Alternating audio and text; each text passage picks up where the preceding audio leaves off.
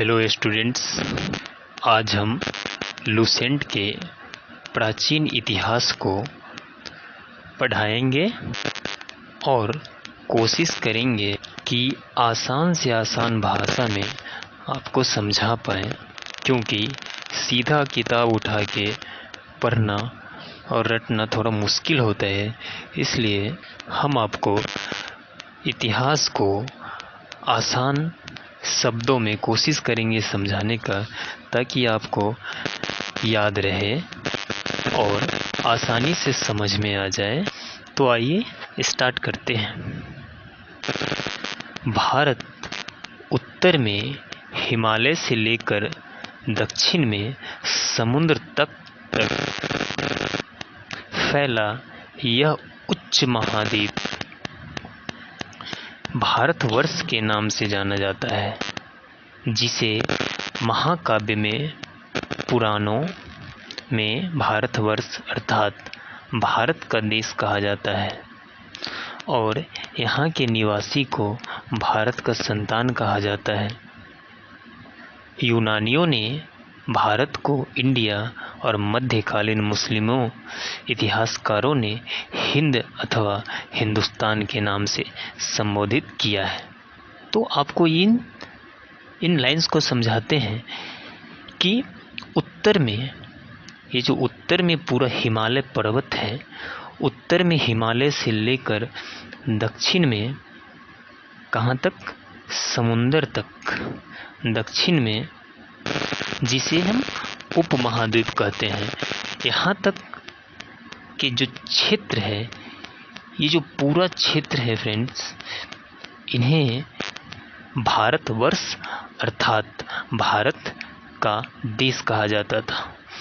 और यहाँ के निवासियों को और इन पूरे क्षेत्र को जो निवासी थे, इन्हें भारत का क्या कहा जाता था, संतान कहा जाता था। ये तो आप समझ गए कि जो उत्तर में हिमालय और दक्षिण में समुद्र, इस पूरे एरिया के क्षेत्र को क्या कहा जाता था, भारतवर्ष, और इसमें रहने वाले को भारत का संतान कहा।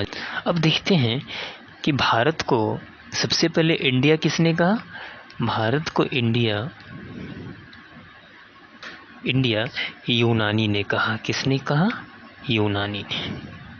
तो भारत को इंडिया किसने कहा, यूनानी ने कहा। तो आप याद रखेंगे, ये प्रश्न पूछे गए हैं कई बार एग्जाम में कि भारत को इंडिया किसने कहा, तो यूनानी ने कहा सर्वप्रथम।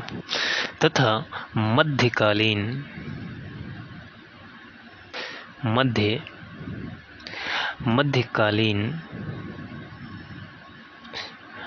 मुस्लिम इतिहासकारों ने इसका नाम क्या रखा, हिंदुस्तान।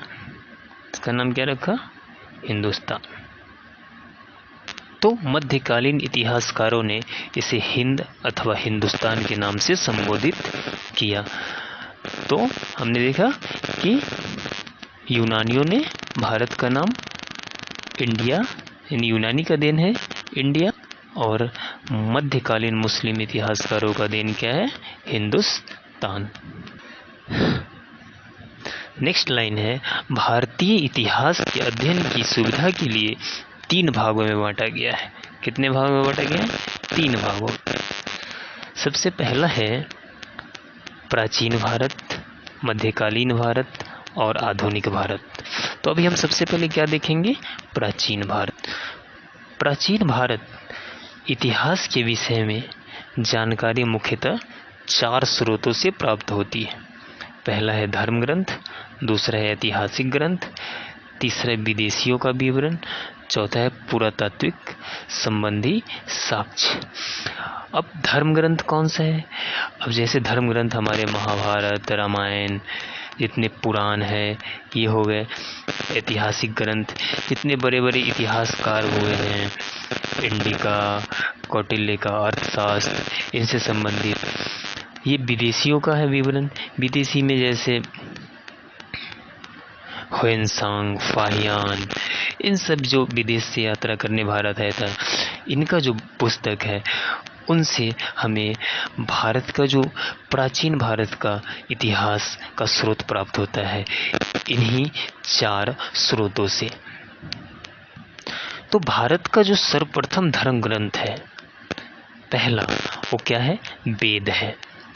याद रखिएगा, भारत का सर्व प्राचीन धर्म ग्रंथ कौन सा है? वेद है, जिसके संकलनकर्ता महर्षि द्वैपायन वेदव्यास को माना जाता है। किसे माना जाता है? कृष्ण द्वैपायन वेदव्यास को माना जाता है। वेद वसुधैव कुटुम्बकम का उपदेश देता है। भारतीय परंपरा वेदों के अनुरूप वेदों को मानती है। वेद 4 हैं, याद रखिएगा, एग्जाम में पूछे जाते हैं। वेद कितने हैं? 4। ऋग्वेद, यजुर्वेद, सामवेद और अथर्ववेद। इन 4 वेदों को क्या कहा जाता है? संहिता कहा जाता है। इन 4 वेदों को क्या कहा जाता है? संहिता कहा जाता है। अभी आप हमारे मोदी जी के भाषण में या उनके जो भी प्रोग्राम होता है उसमें वसुधैव कुटुम्बकम का हमेशा इस शब्द का, इस वाक्य का प्रयोग किया जाता है। तो ये कहाँ से लिया गया है? वसुधैव कुटुम्बकम, ये वेदों से लिया गया है। तो वेद कितने होते हैं? 4 होते हैं। वेद कितने होते हैं फ्रेंड्स? 4। कहता है कि ऋचाओं के क्रमबद्ध ज्ञान के संग्रह को क्या कहा जाता है? वेद कहा जाता है। ऋचाओं के क्रमबद्ध ज्ञान के संग्रह को क्या कहा जाता है? वेद कहा जाता है। इनमें 10 मंडल, 1028 सूक्त और 10,462 क्या है? ऋचाएं हैं। तो ऋग्वेद के कुछ इंपॉर्टेंट पॉइंट्स देखते हैं।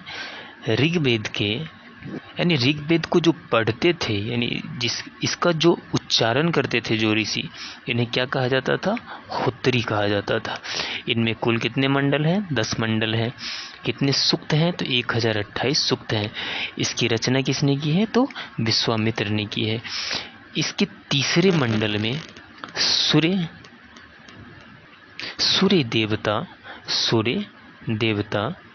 सूर्य देवता गायत्री को समर्पित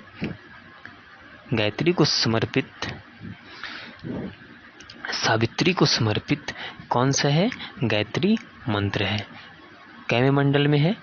तीसरे मंडल में। यानी ये प्रश्न भी पूछे जाते हैं कि गायत्री मंत्र किस वेद से लिया गया है? तो किस वेद से लिया गया है? ऋग्वेद से लिया गया है। और कैवे मंडल में है? तो तीसरे मंडल में। ये किसको समर्पित है? सूर्य देवता सावित्री को समर्पित है। किसे समर्पित है? सूर्य देवता सावित्री को समर्पित है। इसके 9वें मंडल में सोम, किसका चर्चा है? सोम का। और इसके 10वें मंडल के अनुसार, कैवें मंडल के अनुसार? 10वें मंडल के अनुसार ब्राह्मण, क्षत्रिय, वैश्य, शूद्र। यानी ब्रह्मा के मुख से, क्षत्रिय भुजाओं से, वैश्य जंघाओं से तथा शूद्र ब्रह्मा के किससे? चरणों से उत्पन्न हुए हैं। यानी 10वें मंडल में ये कहा गया है कि ब्राह्मण जो है वो ब्रह्मा के मुख से उत्पन्न हुए हैं। उसके बाद क्षत्रिय जो है ब्रह्मा की भुजाओं से उत्पन्न हुए हैं। वैश्य जो है ब्रह्मा के जंघा से उत्पन्न हुए हैं तथा शूद्र जो है ब्रह्मा के चरणों से उत्पन्न हुए हैं। तो आप इस तरह से, मैं कोशिश कर रहा हूँ कि आप आसानी से आपके दिमाग में ये बैठ पाए। यहाँ पे आगे कुछ बताया गया है ईसा पूर्व और ईस्वी के बारे में। कह रहा है कि वर्तमान में प्रचलित ग्रेगोरियन कैलेंडर, यह जो है ईसा मसीह के जन्म पर आधारित है। किसके जन्म पर आधारित है? ईसा मसीह के जन्म पर आधारित है। ईसा मसीह के जन्म से पहले के टाइम को क्या कहा जाता था? ईसा पूर्व। क्या कहा जाता था? ईसा पूर्व। ईसा पूर्व यानी बीसी का फुल फॉर्म होता है before the birth of Jesus Christ.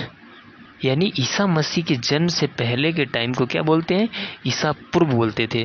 जैसे अभी 2023 क्या चल रहे हैं, ईसवी चल रहा है, ना कि ईसा पूर्व चल रहा है। लेकिन जब जीसस क्रिस्ट के जन्म से पहले को ईसा पूर्व बोलते थे और उनके जन्म के बाद को क्या बोलने लगे, ईसवी। यानी अभी क्या चल रहा है, ईसवी चल रहा है।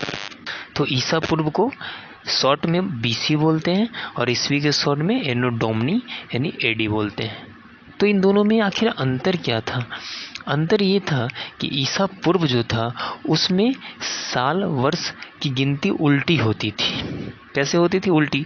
जैसे अभी ईसवी है 2023 के बाद क्या आएगा, 23 के बाद 24 आएगा, 23 के बाद क्या आएगा, 2024 आएगा। लेकिन स्टूडेंट्स, अगर यही टाइम अगर ईसा पूर्व होता तो वहाँ पे 2023 के बाद क्या आता, 2023 के बाद 2022 आता। यानी उल्टी गिनती होती थी पहले। जैसे हम एग्जाम्पल देखते हैं, भगवान बुद्ध का जन्म जो हुआ था कब हुआ था, 563 ईसा कब हुआ था, ईसा पूर्व में। और उनकी मृत्यु कब हुई थी, तो मृत्यु हुई थी उनकी 483 ईसा पूर्व में। तो स्टूडेंट्स, अगर आप अभी के हिसाब से सोचेंगे तो सोच रहे होंगे कि 563 में जन्म हुआ था, 483 में मर गए, ये कैसे हो गया, पीछे कैसे चले गए। तो नहीं, ये सच है कि पहले ईसा पूर्व में कैसे ईयर चलता था, उल्टा चलता। 563 के बाद 562, 561, 60 ऐसे करके घटते घटते घटते क्या माइनस होते गया। और उनकी मृत्यु कब हुई थी, 483 ईसा पूर्व में।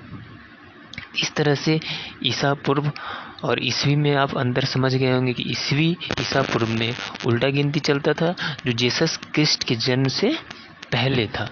जब जीसस क्रिस्ट की जन्म हो गई उसके बाद आगे की तरफ चलने लगा। आगे की तरफ चलते चलते 1 2 3 4 चलते चलते आज कितना आ गया, 2023 आ गया, फिर आ गया 2024। इस तरह से ईसा पूर्व और ईसवी में यह अंतर है।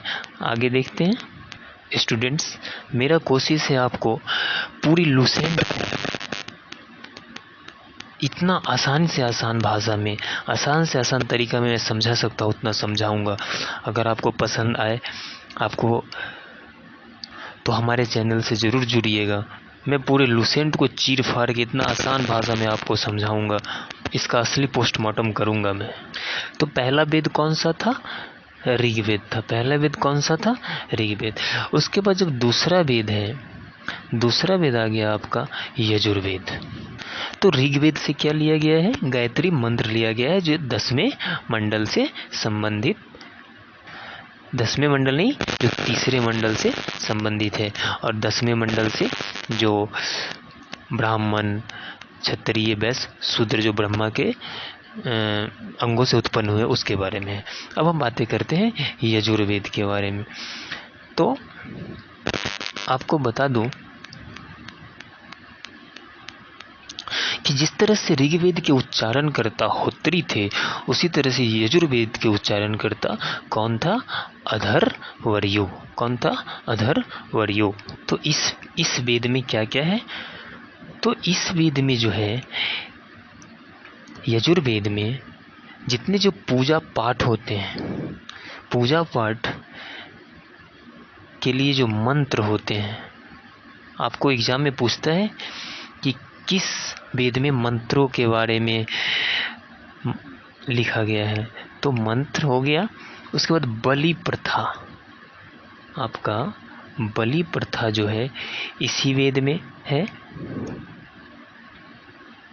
तो यजुर्वेद में क्या क्या है, मंत्र, बलि प्रथा, पूजा पाठ का मंत्र, बलि प्रथा तथा यज्ञ का नियम। और क्या है इसमें, यज्ञ का नियम। तो मंत्र, बलि प्रथा, बलि देने की, और यज्ञ का नियम, ये सारा किस में आपको मिलेगा, यजुर्वेद में मिलेगा। तथा यह पहला वेद है जो गद, याद रखिएगा ये भी पूछता है प्रश्न में, जो गद व पद गद व पद दोनों रूप में संकलित है। गद और पद दोनों रूप में संकलित है। तो ऋग्वेद से आपको याद हो ही गया। एक बार और रिवाइज करते हैं। ऋग्वेद में गायत्री मंत्र का उच्चारण है क्या है? गायत्री मंत्र का इसके उच्चारणकर्ता को होत्री कहा जाता है। और इसके तीसरे मंडल में जो गायत्री मंत्र से संबंधित है, इसके 10वें मंडल में जो ब्राह्मण, क्षत्रिय, वैश्य और शूद्र इसकी जो रचना हुई उसके बारे में है। दूसरा जो वेद है वो यजुर्वेद है, जिसके उच्चारणकर्ता को क्या बोलते हैं? अथर्वणीय बोलते हैं। इसमें क्या है? इसमें मंत्र, बलि प्रथा, यज्ञ, पूजा पाठ, विधि विधान के बारे में संकलित किया गया है। और यह पहला वेद है जो गद और पद दोनों में से संबंधित है, यानी दोनों रूप में इसे लिखा गया है। तो 2 वेद हो गया, ऋग्वेद और यजुर्वेद। मैं आशा करता हूँ कि आपको ये आसानी से समझ में आ रहा होगा। यानी खुद जो पढ़ेंगे वो और मैं समझाऊंगा उसमें अंतर जरूर होगा। आप एक बार देखिए, दोबारा जब बुक पढ़िएगा तो आपको खुद लगेगा कि मैं बहुत कुछ जानता हूँ इसके बारे में। आज फर्स्ट क्लास है, अगर आपका अच्छा रिस्पॉन्स मिला तो आगे और अच्छा से कोशिश करूँगा, मैं पूरे बुक को पढ़ाऊँगा। तो तीसरा वेद कौन सा है? सामवेद। तीसरा वेद सामवेद है। यहाँ पे लिखा गया है कि साम का शाब्दिक अर्थ है गान। इस वेद का मुख्यतः यज्ञों के अवसर पर गाए जाने वाले ऋचाओं का संकलन है। इसके पाठकर्ता को उद्धात्री कहते हैं। इसे भारतीय संगीत का क्या कहा जाता है? जनक कहा जाता है। तो सामवेद के बारे में मैं इंपॉर्टेंट पॉइंट्स लिख के आपको बताता हूँ, समझाता हूँ। तो साम जो शब्द है, ये साम जो शब्द देख रहे हैं, इसका अर्थ होता है गान। याद रखिएगा, इस साम का अर्थ क्या होता है? गान। तथा इसके पाठकर्ता को क्या बोलते हैं? तो उदात्री। क्या बोलते हैं? उदात्री। और याद रखिएगा सामवेद के बारे में कि इसे भारतीय संगीत का क्या कहा जाता है? जनक कहा जाता है। किसका? भारतीय संगीत का इसे जनक कहा जाता है। तो आपको बता दो कि सामवेद और यजुर्वेद में किसी भी ऐतिहासिक घटना का वर्णन नहीं है। जैसे ऋग्वेद में ऐतिहासिक घटना का वर्णन है, लेकिन सामवेद और यजुर्वेद में ऐतिहासिक घटना का वर्णन नहीं है। यजुर्वेद में बलि प्रथा, पूजा पाठ, यज्ञ का नियम है और सामवेद संगीत से संबंधित है। तो सामवेद का इतना बात आप याद रखिएगा, इतना ही इम्पोर्टेंट है। फिर अगला देखते हैं अथर्ववेद। क्या देखते हैं? अथर्ववेद।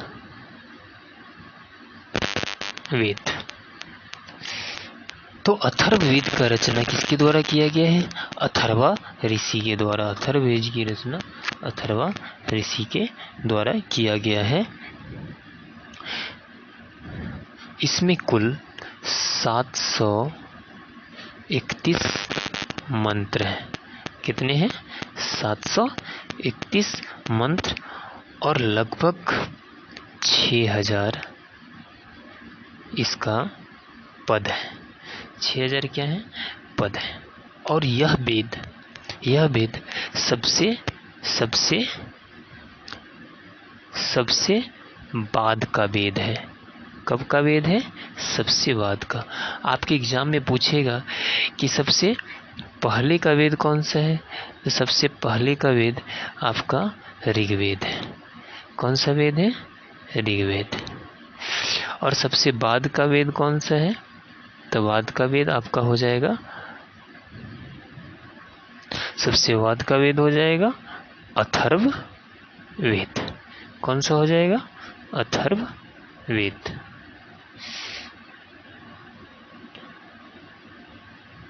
अथर्ववेद। आगे देखते हैं। अब देखेंगे कि अथर्ववेद में क्या चीज के बारे में लिखा गया है। तो आप एग्जाम में पूछता भी है, और आप ध्यान रखिएगा कि जादू, क्या? जादू टोना जो आप सुनते होंगे जादू टोना वशीकरण, ये सांप जो श्राप दिया जाता है, ये सांप, इन सभी चीज़ों के बारे में किस वेद में लिखा गया है? तो इन सभी चीज़ों के बारे में आपका अथर्व वेद में लिखा गया है। किस वेद में लिखा गया है?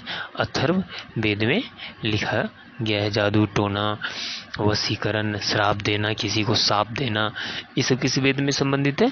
तो अथर्व वेद से संबंधित है।